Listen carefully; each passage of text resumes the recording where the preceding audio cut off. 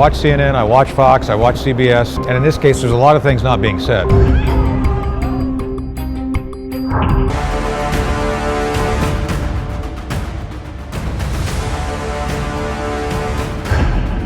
This is just the essential nature of Chinese communism. Chinese communism is evil. Every person it harms is directly attributable to the Chinese Communist Party.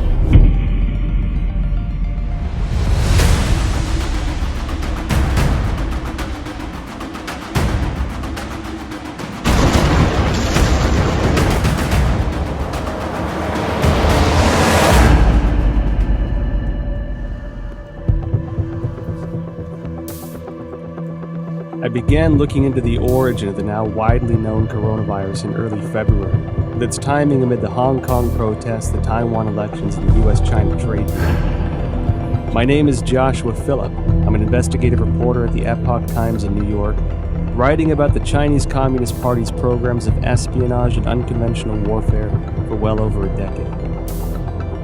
Videos and messages from Chinese citizens leaking through the censorship suggested the situation was much worse than what the regime was reporting. As my research progressed, initial answers turned into more questions.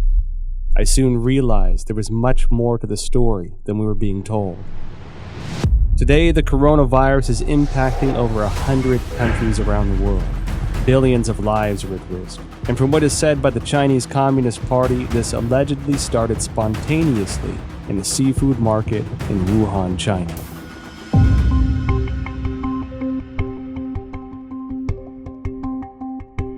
Wuhan is the capital of Hubei province, the largest city in central China. Huanan Seafood Market is located in Jianghan district of Wuhan City and is a large, comprehensive market that includes pork and a variety of frozen seafood, flavored spices, as well as some game meats.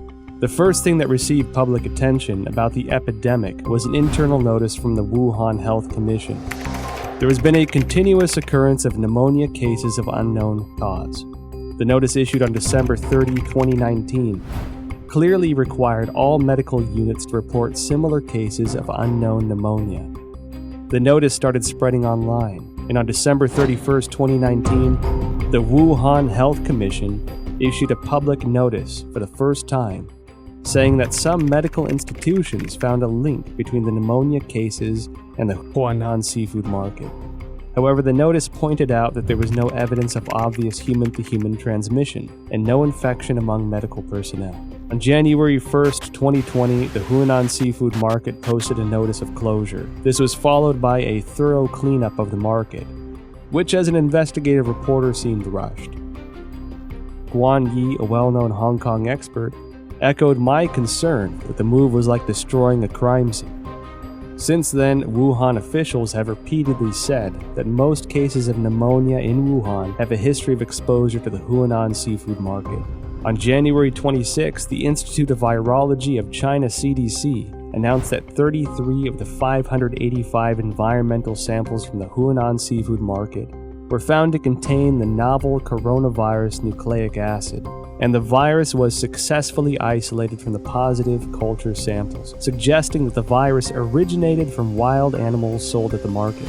At this point, Huanan seafood market being the source of the epidemic became an official conclusion. A few days later, however, a report from the journal Science published online challenged that story. The report cited a paper in The Lancet, one of the world's top medical journals, and questioned whether Wuhan's novel coronavirus pneumonia could not have originated at the market. The paper titled Clinical Features of Patients Infected with 2019 Novel Coronavirus in Wuhan, China was published in The Lancet on January 24. The first author of the paper is Huang Xiaolin, Deputy Director of Jinyintan Hospital, the first designated hospital for treatment of unknown pneumonia in Wuhan. Why would this come as a challenge to the official narrative? I think this journal article is very important. It reveals a lot of important information. For example, this paper talks about the first patient onset was actually on December 1st. These patients were not related to Huanan seafood market. And also no epidemiological association was found between the first patient and subsequent patient. And then also on this paper, I talk about on December 10th, there were 3 more onset cases, 2 of which were not related to Huanan seafood market wholesale. Major discovery is that a total of 41 patients were counted in this paper, and 14 of them proved to be unrelated to the seafood market, accounting for more than 1/3. No one sells bed at the seafood market too, and the official from CDC didn't mention they find any beds in the seafood market too. Certainly the Lancet paper showing that supposed patient 0 was nowhere near the market. Secondly, that there are no bats in the seafood market or anywhere close. The idea of the spread so fast through a population, just the way it was said through the seafood market, is highly unlikely and improbable. On January 29th, The Lancet republished an analysis of 99 confirmed cases at Jinyintan Hospital, of which 50 had no history of exposure to the seafood market. According to the New England Journal, of the 425 cases confirmed, 45 cases onset before January 1st had no history of exposure to the seafood market. Notably, the authors of the 2 Lancet papers in the New England Journal of Medicine are doctors and medical experts in mainland China. Daniel Lucy, an epidemiologist at the University of Georgetown, said in response to the Lancet paper that if the data were accurate, the first case would have been infected by the virus already in November 2019, because of the incubation period between infection and symptoms. This would mean that the virus was quietly spreading between people in some parts of Wuhan before the cluster of cases with a history of exposure to Huanan seafood market began on December 15. The first expert group from the National Health Commission arrived in Wuhan as early as December 31st, 2019. The expert panel established a set of diagnostic criteria after investigating Jinyintan Hospital of Wuhan that stipulated a history of contact with Huanan seafood market, the person having a fever, and displaying the whole genome sequence. All 3 standards have to be met to confirm a case. This standard was used until a second group of experts, including Zhang Nanshan, arrived in Wuhan on January 18th and made a revision. Why did the panel impose a history of seafood market exposure as a criteria of diagnosis, knowing that at least 1/3 of the cases were unrelated to the seafood market? They clearly know about 14 patients not related to Huanan seafood market at all. That clearly means another source of outbreak. I think somehow this could be a malfeasance or somewhat intentionally cover up some important source of infection. It can go a long way to covering up the actual source by imposing a false place and you're not looking at the actual victims. Then you're only allowed to find your keys under the light post. The numbers that we're getting from China about new infections and deaths are highly suspicious. We know that Beijing, for 6 weeks in December and January, suppressed information of the epidemic. And then when they officially acknowledged it on January 20, they then started a campaign of suppression of information. We know that because the central leading group that was announced on January 26 has a 9-person roster, and it's very heavy with propaganda officials. Indeed, the vice chairman of the group is the Communist Party's propaganda czar. It appears that the party's main goal here is suppression of information, controlling the narrative. That's more important to them than actually ending the epidemic. I was in China when SARS happened, and we were evacuated, and it was exact same thing. There's no transparency. They tried as long as they could to cover it up until finally it was just like with the coronavirus, they could no longer cover it up, and then they proceeded to act. I mean, I think from my perception back then, their response to it is exactly the same.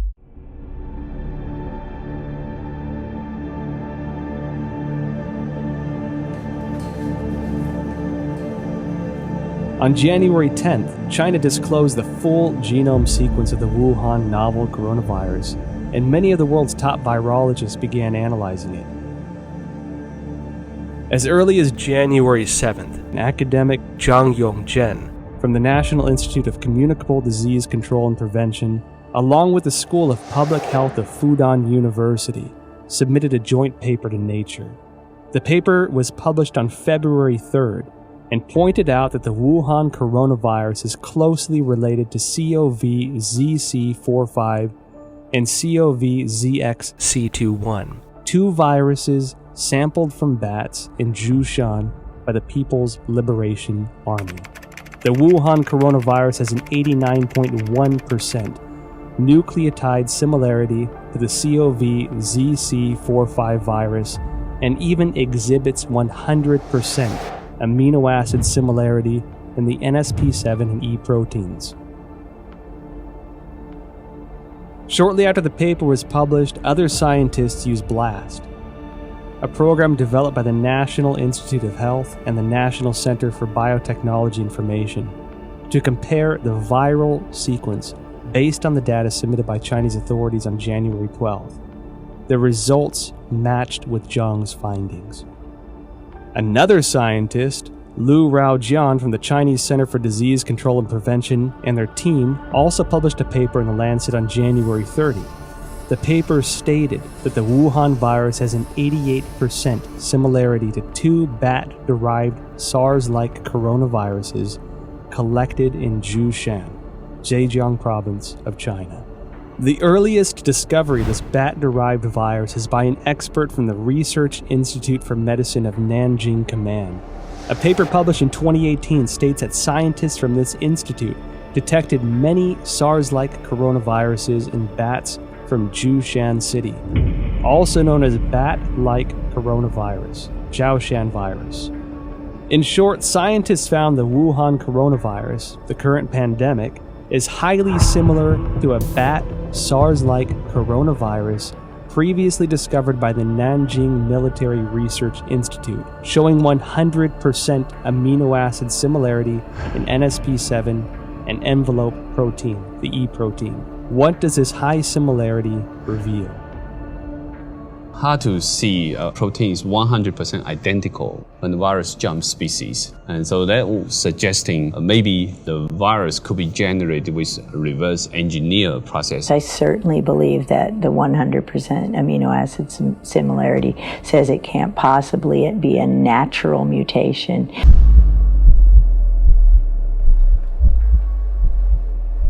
On January 21st, researchers from the Institut Pasteur, Shanghai, Chinese Academy of Sciences published a paper in Science China Life Sciences that mentioned an important phenomenon. The sequence of a key part of S protein of Wuhan virus has high homology with the SARS virus. What are S proteins? In the well-known coronavirus picture, they are little mushrooms attached to the surface of the virus. These S proteins, also known as spine proteins or spike proteins, are the most important tool for the coronavirus to invade human cells. If we compare the receptor, ACE2, on the cell surface of human bodies to a lock, this S protein is the key, which can unlock this lock on the cell surface and then invade into the cell to propagate and destroy it. That means virus now can infect human cell much easier. That's probably also one of the important reasons that contributing to multi-organ failure when people have a very severe disease. They can spread out in the human body much faster. Well, the S proteins, the high similarity of the S proteins from SARS-1 to now SARS-2, that's your spike protein. That's the lock and key. That's going to be what drives it right through human cells. And so we know that's the pathogenic spike protein that for the original SARS. So now you're allowing that access to human tissues because the spike proteins of the natural evolutionary strains don't infect human cells at all. So that research has been going on at Wuhan and published since 2007. And clearly, if that spike protein from SARS weren't on the new COVID-19 or SARS-2, it wouldn't be able to enter human cells. So again, this is evidence that it couldn't go through the Wuhan seafood market. research into the virus genome sequence revealed many essential data points. According to a February 28 report in the South China Morning Post, the Shanghai P3 laboratory, which first shared the Wuhan coronavirus genome with the world, was ordered to close by authorities, impeding further research on the virus.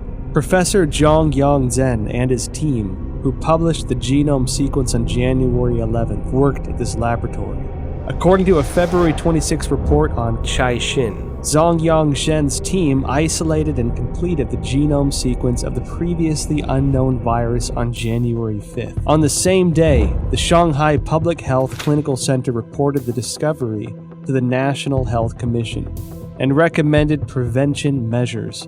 No response was received as of January 11th. And it was then that the team decided to publicize the virus genome sequence on virological.org, becoming the first team to do so in the world. Caixin also reported that the Hubei Health Committee already notified genome sequencing organizations on January 1st regarding the cessation of analysis of Wuhan virus samples. Existing virus samples must be destroyed. Information on the samples, related to papers and related data, are all prohibited from release. On January 3rd, China's National Health Commission distributed Notification Letter 2020 No. 3, in which a similar directive was presented. Afterwards, the once active Chinese scientific community suddenly fell into an eerie silence. What was the Chinese Communist Party trying to hide? This is telling us the Chinese government is censoring this information. They do not allow the samples to be sequenced or do not allow the sequence to be published or submitted to the gene bank. Its response to this virus is extremely troubling. It ignored it for 6 weeks. It allowed it to spread around China. It tried to get other countries to not protect themselves.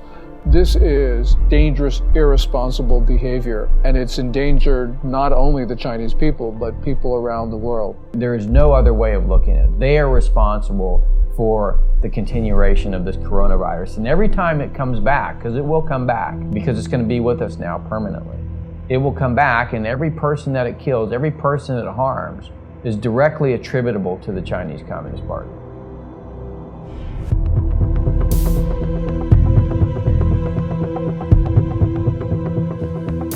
Through investigating the genome sequence, I found it significant that the S protein of the Wuhan coronavirus was critical in its cross-species ability to infect humans. While I was searching for related studies online, one Chinese virologist in particular caught my attention.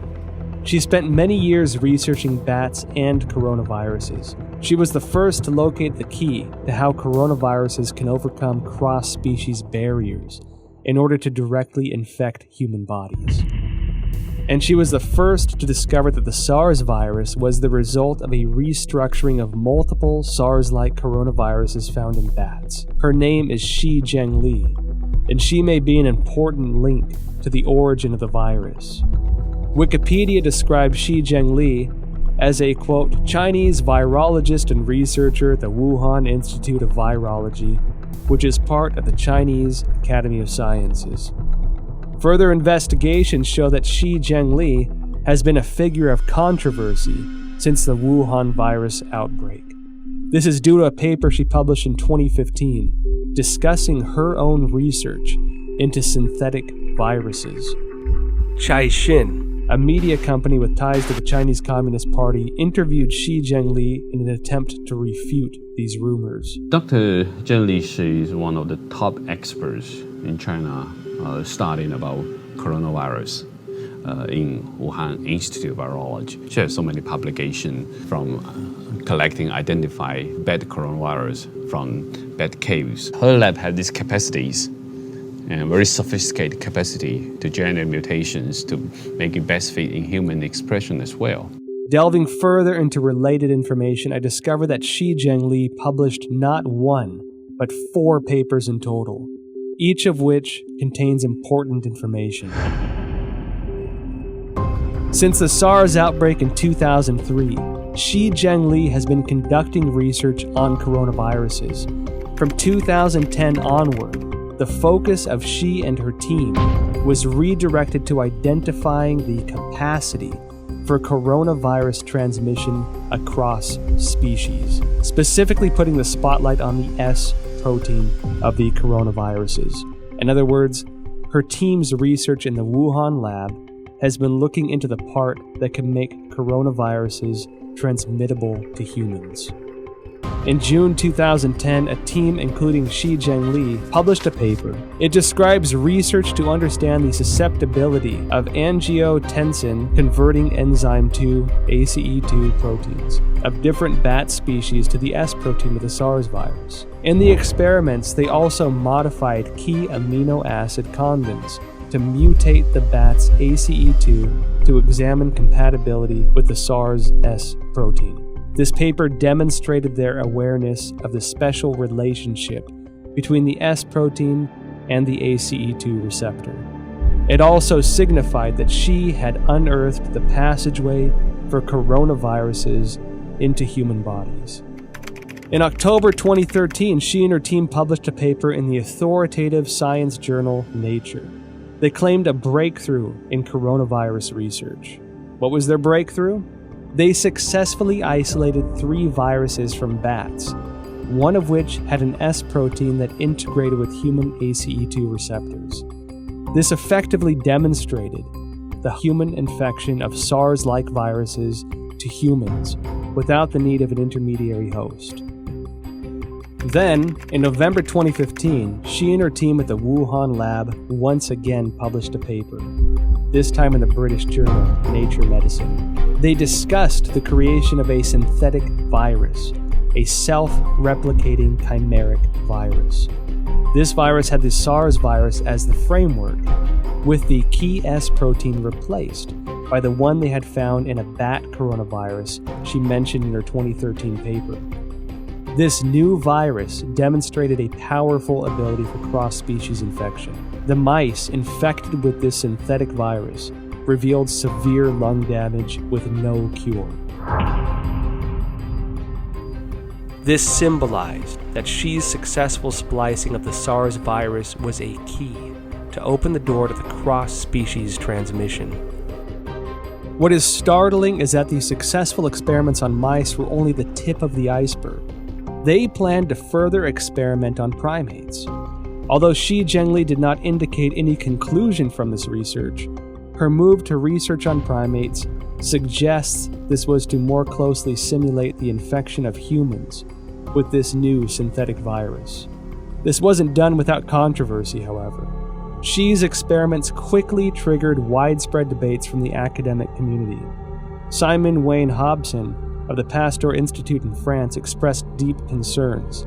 He told Nature, if the new virus escaped, nobody could predict the trajectory. Propagation could happen anywhere. His statement is exactly what's happening, that the virus is everywhere. However, this did not terminate Xi's research. On November 14, 2018, Zhengli spoke at the School of Life Sciences and Biotechnology at Shanghai Jiaotong University. The topic was bat coronavirus and its cross-species infection. Reports of this event have since been deleted from the university website. I discovered 2 more significant pieces of information regarding the dangers of the research conducted by Zhengli's team. First, on October 16, 2014, the Obama administration, wary of the potential threats to public health from the gain-of-function GOF research into SARS, MERS, or influenza, announced through the National Institute of Health that it was suspending funding into similar research. The funding pause included Zhengli's research project, Genetic Engineering of SARS-like Coronavirus in Bats, a collaborative effort with Dr. Ralph Barrick, a virologist at the University of North Carolina. Second, after the Wuhan outbreak, Indian researchers compared the S protein sequence between 2019 nCoV and SARS. They discovered that 2019 nCoV had 4 new sequences inserted, all of which can be found in HIV sequences through a search on GenBank. Zhengli discredited those observations, although she never denied the existence of the 4 inserted sequences. However, scientists probing GenBank found that there were only 3 viruses containing all sequences. The first is the HIV virus itself. The second is a bat coronavirus discovered by Xi. And the third is this new Wuhan coronavirus. We've done this kind of work for now 40 years for me. There's this sequence analysis and comparison of the virus of the SARS-2 COVID-19 apparently has genes that come from other human and other species, including some envelope, the GP41 from HIV. What is the HIV's GP41? The answer I found online describes GP41 as a protein of HIV that acts as the key to infecting human bodies, resulting in the functional failure of the immune system. If the discovery by Judy and her colleagues are established, it would mean that the infectious part of the Wuhan virus, the S protein, incorporated the sequence of the HIV key protein. This made me think of the immunodeficiency symptoms in people infected. They were doing research on a human transmittable coronavirus that was actually published in a paper. So this is research that they actually published. They were working on developing a coronavirus for the human host, which, leads you to question, why would you be creating a coronavirus that can infect humans? What would be the purpose of that research? Is it for a weapon? Is it so that you can then create a vaccine that you are the sole recipient of the profits from? The Chinese have full access to our databases. They have full access to all that research that comes out. They have full access to all our universities to train their scientists. And they have full access to our scientists, like was, with the recent indictment of the head of the chemistry department at Harvard. I mean, this is the 1,000 Talents program. Tens of thousands of the world's most brightest people in all of these different areas that are going to China to help them with their programs. And all of these programs, as you know, have a dual use capability. Beijing's attacks on the United States, which have occurred for weeks and weeks, are really worrying. What it shows is that China is desperate, and the United States needs to defend itself because China is propagating this narrative that we spread the coronavirus to China. So the United States needs to just come out with the facts about how China took coronavirus samples from Canada and the United States. They sent them to Wuhan. We don't know exactly what went on in that lab there at the Wuhan Institute of Virology, but it's time for the United States to defend itself.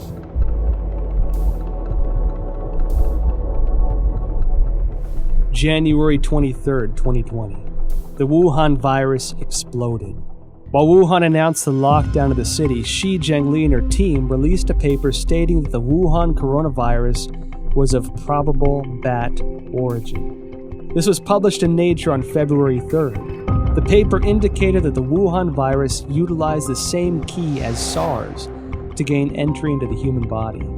She also announced the 2019 nCoV genome sequence was 96.2% consistent with a bat coronavirus originating in Yunnan, China, called RATG13, signaling a natural source of the Wuhan virus.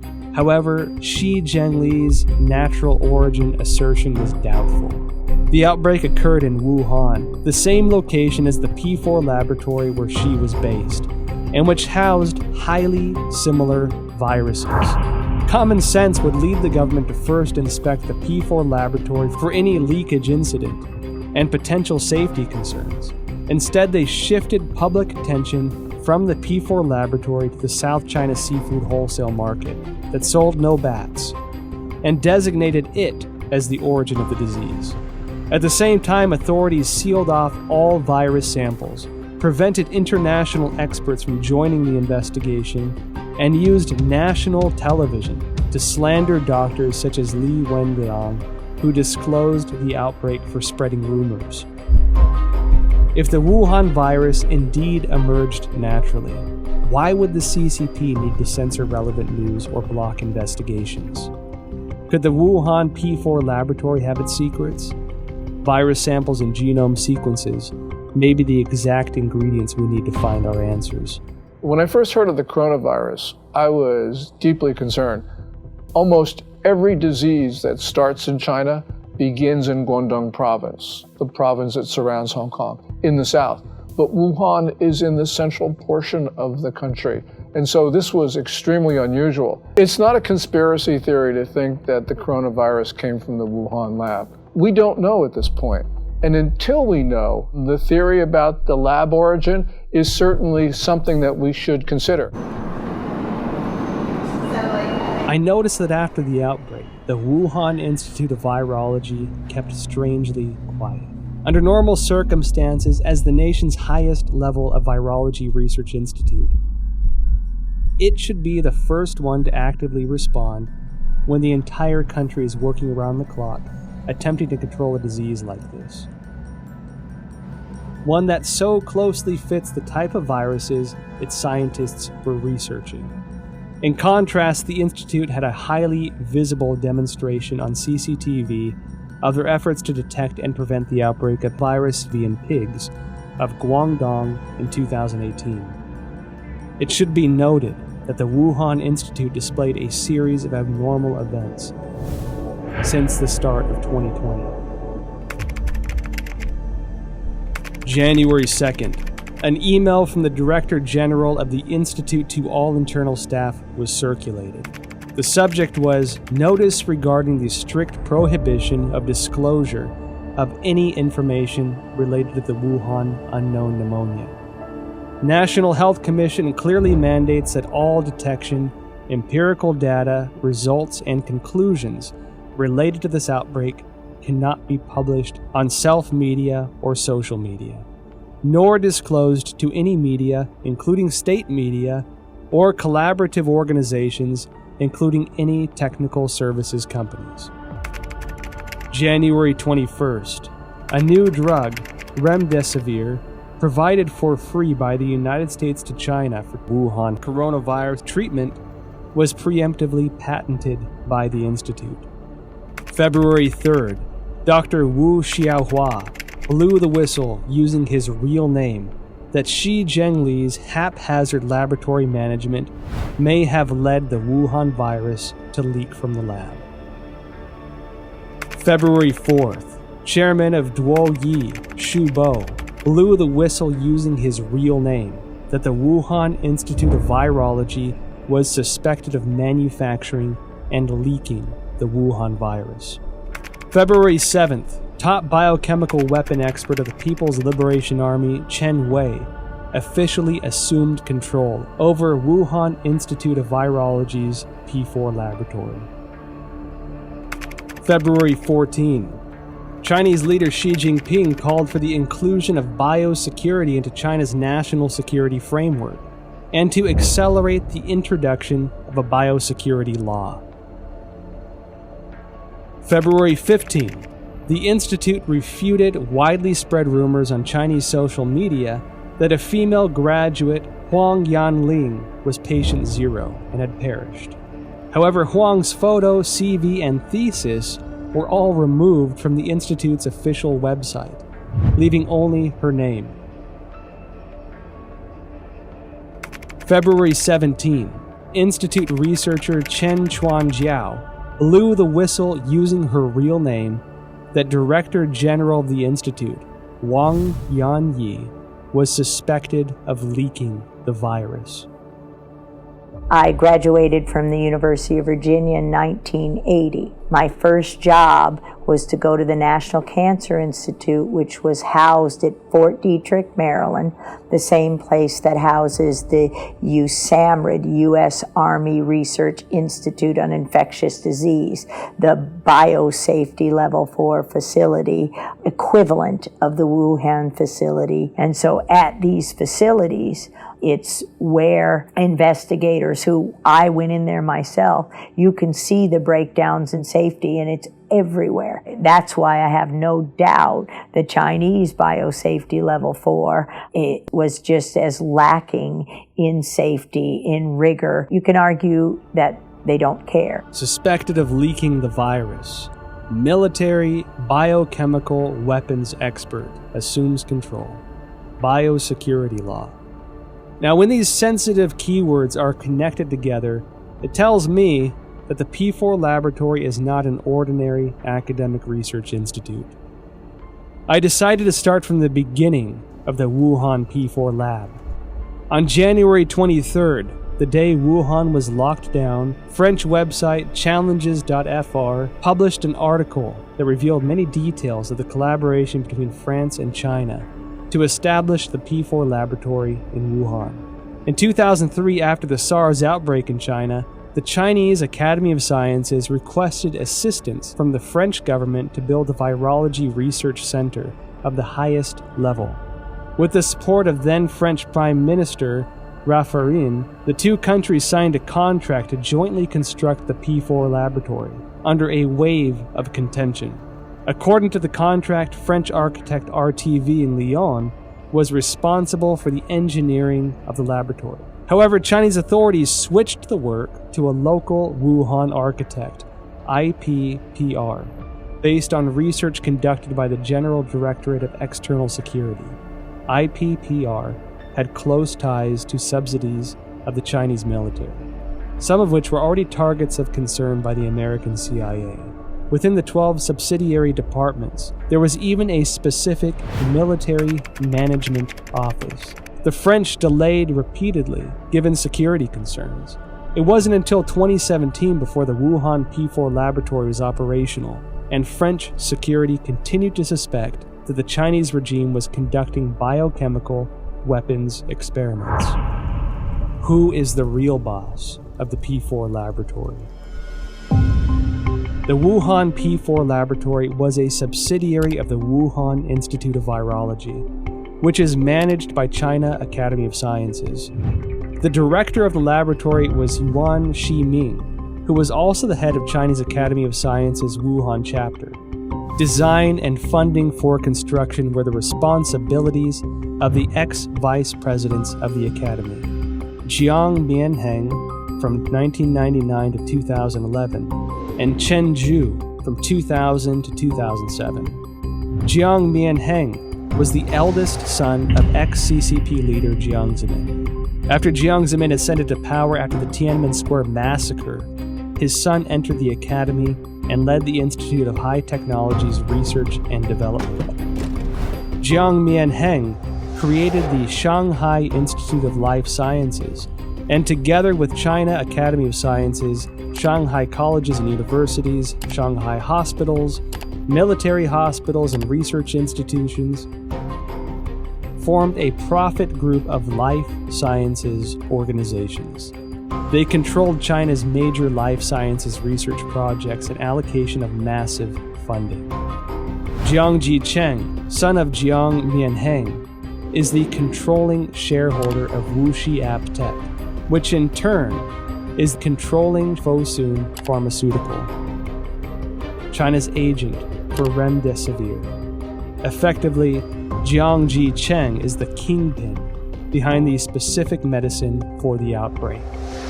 Meanwhile, Chen Zhu is the current president of the Red Cross Society of China, which had faced numerous scandals since the outbreak. In 1999, while Jiang Zemin was in power, the People's Liberation Army published a book, Unrestricted Warfare, in which strategies for a weaker nation to combat a stronger nation are discussed in the context of modern warfare. One of the authors, Qiao Liang, wrote, "After the first Taiwan Strait crisis, we realized that if the Chinese and American military fought head-on, we are at a disadvantage. Therefore, we need a new strategy to help our military tilt the balance of power. This new strategy is called unrestricted warfare, a variety of means beyond all limits, without any restrictions. It could be military related, including guerrilla warfare, terrorism, biochemical warfare, or it could be non-military related, such as drug trafficking, poisoning, environmental destruction, and computer virus dissemination." Israeli expert in biological warfare and former intelligence officer Danny Shoham published a paper in 2015 in India's Journal of Defense Studies. He pointed out that China will not miss, skip, or abandon any highly advanced technology, especially military-related technology. The article noted that China had 12 facilities related to the Ministry of National Defense and 30 subsidiary facilities of the PLA participating in the research, development, manufacturing, testing, or storage of biological weapons. The Federation of American Scientists indicated similar concerns in an evaluation report. The organization believed that the CCP possessed advanced chemical warfare projects, including research, development, manufacturing, and weaponizing capabilities. The CCP is usually known to have a proactive biological warfare portfolio, including state-funded and sponsored research activities. I believe they have them. I believe they're developing them. I think they want to be the most advanced nation on earth when it comes to biological weapons. The same as I believe that they do forced organ harvesting. The same as I believe that they have concentration camps for Uyghurs. The way I believe that they have systematically killed millions of Falun Gong. It is the same thing, this regime. You can count on it. So Wuhan as an area, I think, is critical by the fact that there's a lot of concern about what China's ambitions are regarding long-term global domination. I'll just say it that. Their military doctrines indicated that they intend to be the dominant political and military force in the Pacific Rim. I've talked to senior members of the Trump administration who have had conversations with the senior Chinese generals, and that's what they basically say. It's in their doctrine too. So we have to examine this new clue. This is one piece of the, Wuhan, biological warfare. Does this mean something to these other things we're already seeing? Because the Chinese have already kind of stated this is their objective. So I think we have to analyze it through that lens. What does this mean to the larger political narrative of what China wants to do to dominate the region and potentially the world? We don't have to speculate about being at war. Last May, the Communist Party, through People's Daily, carried a piece which said that there was a quote-unquote people's war against the United States. They've declared war on us. We have to respond. There is a war. China's told us there's one.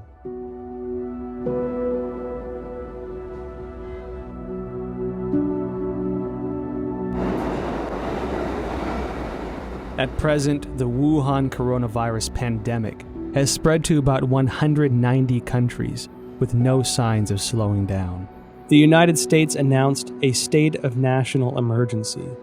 Europe became the new center of the outbreak. The world's largest art museum, the Louvre, and the Eiffel Tower closed to the public. Tragic scenes, previously only found in Hollywood films, are now playing out live on the world stage.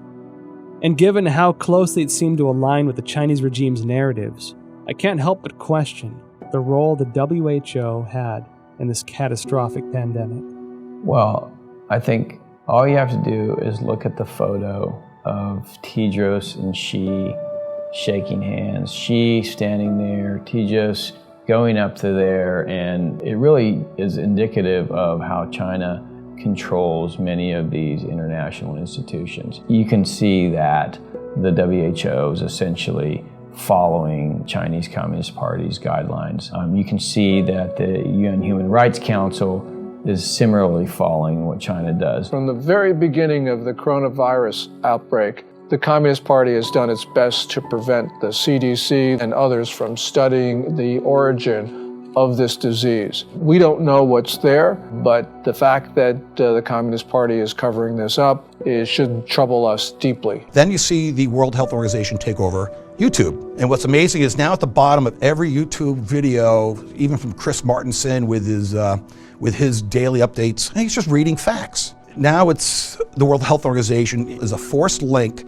to go to the site. So for any person who doesn't know who the World Health Organization, they go there to get the propaganda. Not the facts, not the truth, they get the propaganda, they get the talking points from the World Health Organization. And that is also it's a shame that American corporations, especially social media, like Google, like Facebook and Twitter, they're trying to censor or ban or shadow ban or manipulate algorithms, so on and so forth, to prevent an actual honest conversation. The best way this is going to be answered, all this, we want the truth. The biggest issue I've learned over my 40-year career, it's not really fighting the viruses and learning how to treat the viruses. It's fighting a system that is determined to cover up and persecute anyone who reveals the truth behind. Today, the World Bank, many of the international institutions have essentially adopted a posture whereby if the Chinese Communist Party tells them to do it, they're going to do it. I'm not surprised at all by what the WHO says. I'm not surprised at all by ICAO, which basically has been blocking people from that tweet about Taiwan. I mean, the whole system, and this is why, by the way, the national security strategy that came out in December 2017 says what it says, which is we need to protect our societies, not just the United States, but all democracies. We need to rebuild them, not invest Chinese Communist Party regime in the Belt and Road Initiative and Made in China 2025. And we need to inspire people again to believe in democracy. Every country has diseases, but in China, they become national emergencies and global emergencies because the real disease here is communism. A sprawling and aggressive disinformation campaign unleashed globally by the Chinese Communist Party. The propaganda push, which has escalated in recent weeks, aims primarily to deflect blame over the Chinese regime's botched handling of the Wuhan coronavirus, to sow discord internationally, and to portray the image that the regime has contained the outbreak.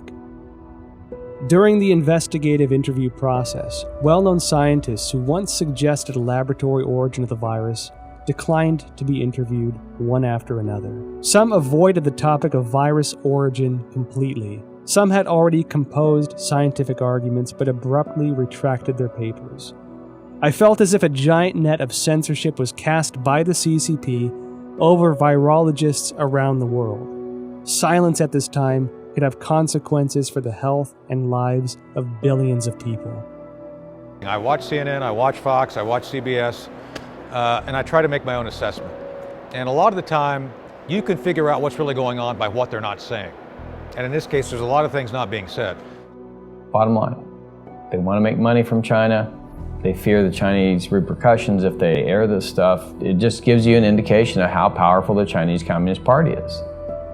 Chinese Communist Party suppressing speech in the West because these companies make money from China and they're afraid that they're not going to make, the Chinese Communist Party is going to punish them if they essentially publish this stuff or allow it to be aired. There is no other reason. I think we have to recognize, your audience who haven't seen it, I highly recommend Chernobyl, because the same basic governance model that screwed up Chernobyl, I would argue, is now in charge of the response of the coronavirus. So whatever you saw go wrong in Chernobyl, you could still see that potential here. I'm not saying it's going to be that bad. I'm just saying that the party, the central party, is the thing which they want to protect, their power. And people and nation issues are secondary to the continuation of power. Communist Party is malign and it is grossly irresponsible. It has pressured governments to keep their borders open, and it had to know that that would result in the fast spread of coronavirus to other countries. This is the worst sort of behavior, and the world's got to understand that there will not be peace, there will not be good order and stability in the world as long as the Communist Party rules China. The Wall Street Journal writes a piece that China is a sick man of Asia. It needs to be corrected. It's not China is a sick man of Asia. It is the Communist Chinese Party that's a sick man of Asia. The Communist Party has policies that people abhor. And it's not just its reaction to the coronavirus. We see this with the suppression of rights, also with holding perhaps 1 million people, maybe even 3 million people in concentration camps. So this is just the essential nature of Chinese communism. Chinese communism is evil. While China pretends to be a responsible member of the international community, in reality, they are doing much to undermine the rule of law and human rights. We at the Epoch Times refer to the Wuhan coronavirus, or COVID-19, as the CCP virus, because the Chinese Communist Party's cover-up and mishandling allowed the virus to spread throughout China and create a global pandemic. On March 24th, Texas lawyer Larry Klayman filed a complaint in Texas federal court seeking at least $20 trillion from the Chinese government.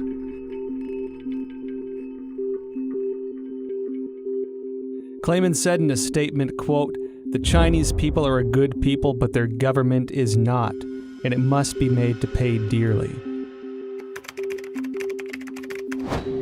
On April 4th, the British think tank Henry Jackson Society advocated for compensation of £351 billion from the CCP to the UK, and that the government should pursue it through international courts. The same report called for a total compensation of £3.2 trillion to the G7 for the damages caused by the cover-up of the outbreak.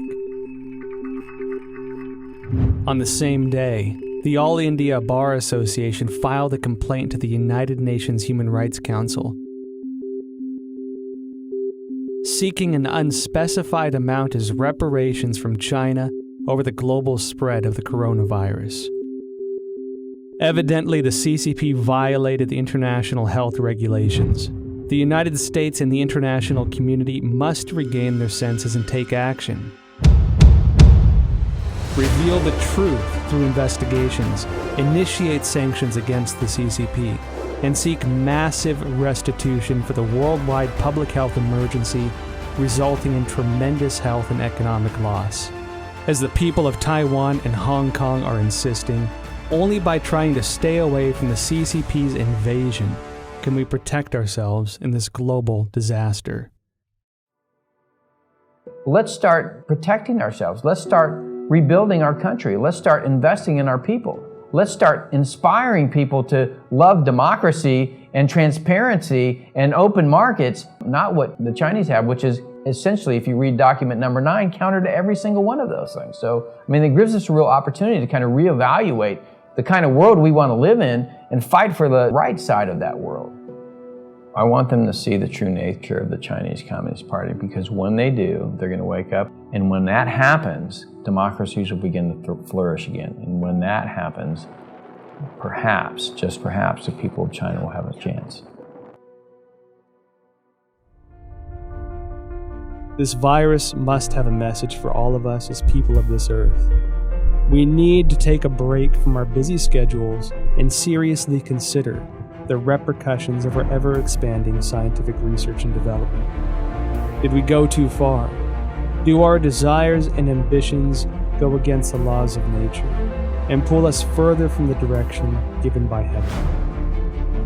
Maybe when this virus lifts, we can again find our traditional values, rediscover kindness and virtue, family and community. I believe that viruses can't survive where hearts have compassion.